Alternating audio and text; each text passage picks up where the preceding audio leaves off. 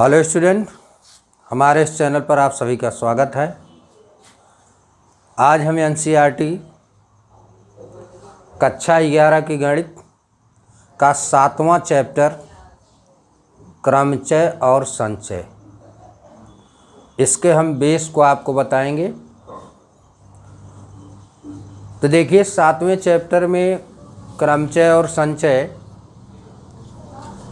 में सबसे पहले हम क्रमचय बताएंगे आपको।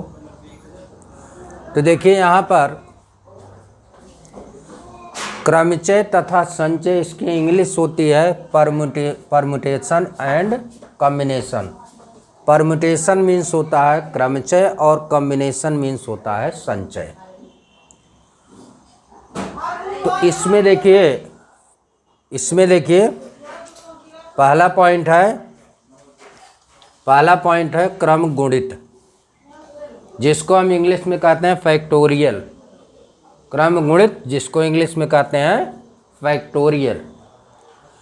तो फैक्टोरियल का मतलब क्या होता है, सबसे पहले आप ये जानिए। n प्राकृतिक संख्याओं के गुणनफल को हम क्रम गुणित कहते हैं। n प्राकृतिक संख्याओं के प्रथम n प्राकृतिक संख्याओं के गुणनफल को क्रम गुणित कहते हैं, और इसे हम फैक्टोरियल n से प्रदर्शित करते हैं। देखिए, फैक्टोरियल n को हम इस तरह से लिखें, फैक्टोरियल n, या इस तरह से फैक्टोरियल n से निरूपित करते हैं। तो देखिए, क्रम गुणित के लिए हम एक एग्जाम्पल आपको देते हैं। एग्जाम्पल जैसे मान लीजिए फैक्टोरियल 5 लिखा गया, फैक्टोरियल 5 लिखा गया है। तो इसका मतलब होता है 5 × 4 × 3 × 2 × 1। ये है फैक्टोरियल 5। फैक्टोरियल 5 का मतलब हुआ 1 से लेकर के 5 तक की प्राकृतिक संख्याओं का गुणनफल। इसी को हम कहते हैं फैक्टोरियल 5। देखिए, जैसे फैक्टोरियल n लिखा है तो इसका मतलब n × n - 1 × n - 2 up to n - r+1। ये आपका क्या है, इसी को हम क्रम गुणित कहते हैं, प्रथम n प्राकृतिक संख्याओं का गुणनफल। और देखिए, जब इसको हम सॉल्व करेंगे तो 5 चौके 20, 3 60, 2 120, ये आपका आंसर हो जाएगा। तो इस तरह से प्रथम n प्राकृतिक संख्याओं का जो गुणनफल होगा उसी को हम क्या कहेंगे, क्रम गुणित कहेंगे, जिसको हम लिखते हैं फैक्टोरियल n। इसको हम इस तरह से फैक्टोरियल n, इसको क्या पढ़ेंगे, फैक्टोरियल n। ये क्या है, फैक्टोरियल, इसको क्या पढ़ेंगे, फैक्टोरियल n, इसको पढ़ेंगे फैक्टोरियल n। या इस तरह से भी लिखते हैं फैक्टोरियल n। तो हम चाहे इस तरह से लिखें या इस तरह से, दोनों जो है फैक्टोरियल n के लिए है। तो यह जो है, ये आपका पहला पॉइंट है क्रम गुणित का। अब चलिए अगला पॉइंट हम क्या देखते हैं। अगला पॉइंट है गणना का मूल सिद्धांत क्या है। गणना का मूल सिद्धांत क्या है। तो देखिए, गणना के मूल सिद्धांत में 2 सिद्धांत हैं। पहला सिद्धांत है गुणन का सिद्धांत। पहला सिद्धांत क्या है, गुणन का सिद्धांत। इसमें जो है गुणन के सिद्धांत में, अगर कोई एक क्रिया यम स्वतंत्रता पूर्वक ढंग से संपन्न हो रही है और दूसरी क्रिया यन स्वतंत्रता पूर्वक ढंग से संपन्न हो रही है, पहली क्रिया यम स्वतंत्रता पूर्वक संपन्न हो रही है, दूसरी क्रिया यन स्वतंत्रता पूर्वक क्रम में संपन्न की जा रही है। तो ऐसी स्थिति में दोनों क्रियाओं के संपन्न करने के लिए विभिन्न प्रकारों की विधियां होंगी, यम गुणे यन। इसी को हम गुणन का सिद्धांत कहते हैं। पुनः आप जान लीजिए, जैसे एक क्रिया स्वतंत्रता पूर्वक यम प्रकार से संपन्न होती है और दूसरी क्रिया स्वतंत्रता पूर्वक n प्रकार के से संपन्न होती है, तो दोनों क्रियाओं के संपन्न होने के विधियों की जो संख्या होगी वो m गुणे n होगी।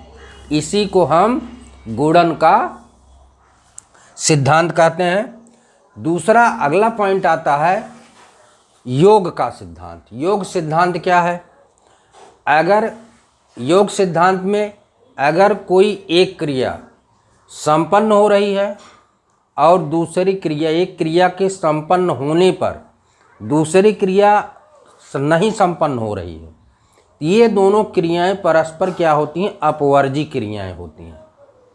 एक क्रिया के संपन्न होने पर दूसरी क्रिया न संपन्न हो, या दूसरी क्रिया के संपन्न होने पर पहली क्रिया न संपन्न हो, तो ऐसी क्रियाओं को हम क्या कहते हैं? परस्पर अपवर्जी क्रियाएं कहते हैं। और ऐसी स्थिति में अगर एक क्रिया यम प्रकार के से संपन्न होती है और दूसरी क्रिया यन प्रकार से संपन्न होती है और दोनों क्रियाएं अगर परस्पर अपवर्जी हैं, तो ऐसी स्थिति में दोनों क्रियाओं की योग के सिद्धांत के अनुसार क्या होगा?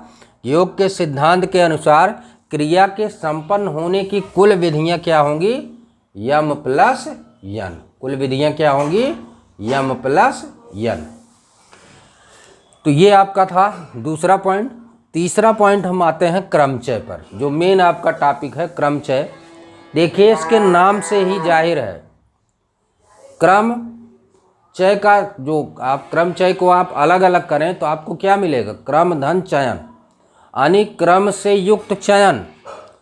क्रम से युक्त चयन यानी क्रम को ध्यान में रखते हुए जब वस्तुओं का चयन किया जाए तो उसी को क्या कहते हैं? क्रम युक्त चयन या क्रमचय उसी को कहते हैं। तो देखिए यहाँ पर हमने यहाँ देखिए लिख भी दिया है कि यदि दी गई वस्तुओं के क्रम को ध्यान में रखकर चयन किया जाए तो चयन करने की प्रत्येक विधि क्या कहलाएगी? क्रमचय कहलाएगी।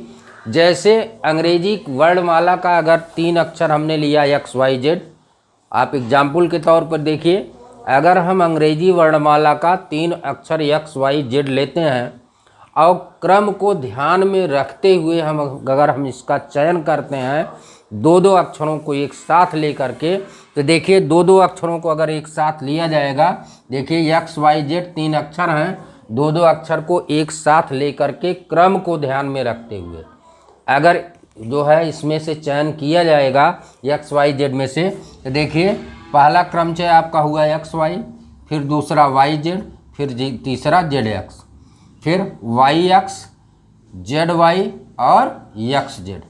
तो इस तरह से क्रमचयों की कुल संख्या कितनी हो गई? 6 हो गई। तो कहने का मतलब अंग्रेजी वर्णमाला के अगर 3 अक्षर को हमने XYZ लिया और 2-2 अक्षरों को के क्रम को ध्यान में रखते हुए हमने इसके जो है क्रमचयों को निकाला, तो हमको क्या मिला? XY, YZ, ZX और YX, ZY और XZ। यानी कुल कितने क्रमचय हो गए? कुल कितने क्रमचय हो गए? 6 हो गए। यानी कहने का मतलब XYZ में से 2-2 अक्षरों को एक साथ लेकर बनने वाले क्रमचयों की संख्या क्या हो गई? 6 हो गई।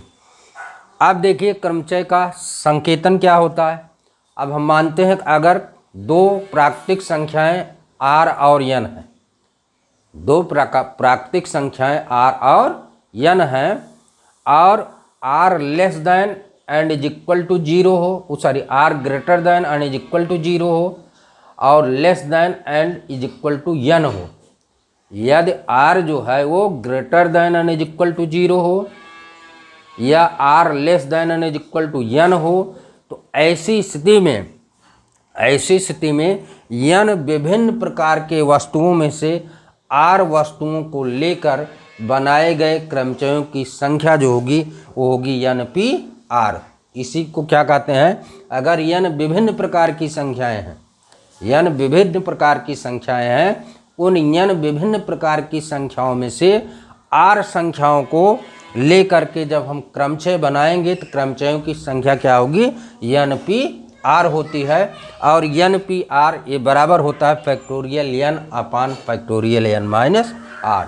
तो ये आपका ये फार्मूला हो गया factorial N P R is equal to क्या होगा factorial N upon factorial N minus R. और फैक्टोरियल एन को हम क्या लिख सकते हैं फैक्टोरियल एन को हमने बताया फैक्टोरियल एन को हम क्या लिख सकते हैं N into N minus one into N minus two up to N minus one plus N minus R plus one. इस तरह से फैक्टोरियल एन को हम लिख सकते हैं। इस दूसरा formula factorial zero is equal to होता है वन। फैक्टोरियल जीरो का मान क्या होता है वन। और इसका तीसरा फार्मूला है N P R. N P R को हम इसको दूसरे रूप में भी लिख सकते हैं N minus one P R plus R into N minus one P R minus one. यानी एन पी आर को हम दूसरे तरीके से इस तरह से भी लिख सकते हैं N minus one P are.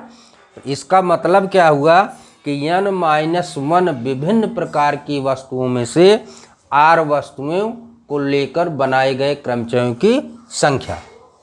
और यहाँ पर N minus one P R minus one का मतलब हुआ कि एन माइनस वन विभिन्न प्रकार की वस्तुओं में से आर माइनस वन वस्तुओं को लेकर बनाए गए क्रमचयों की संख्या। तो इसको हम इस रूप में भी लिख सकते हैं N P R is equal to N minus one P R plus R into N minus one P R minus one. चलिए हम अगले पॉइंट पर आते हैं। अगले पॉइंट पर हम आते हैं उन वस्तुओं के क्रमचय। अगला पॉइंट आप देखिए क्रमचय में अगला पॉइंट इसका आता है उन वस्तुओं के क्रमचय जिनमें कुछ वस्तुएं समरूप हैं। उन वस्तुओं के क्रमचय जिनमें कुछ वस्तुएं समरूप हैं। जैसे मान लीजिए कोई नाम दिया गया है जिससे इलाहाबाद मिसिसिपी इस तरह से कोई नाम दिया गया है तो उन वस्तुओं में कुछ वस्तुएं समरूप हैं समान है एक ही रूप में है। तो ऐसी स्थिति में इसके जो है क्रमचयों की संख्या होती है factorial N upon factorial P into factorial Q into factorial R. ये आपका अगला फार्मूला है। अगला फार्मूला है एन विभिन्न वस्तुओं में से आर वस्तुओं को लेकर वृत्ताकार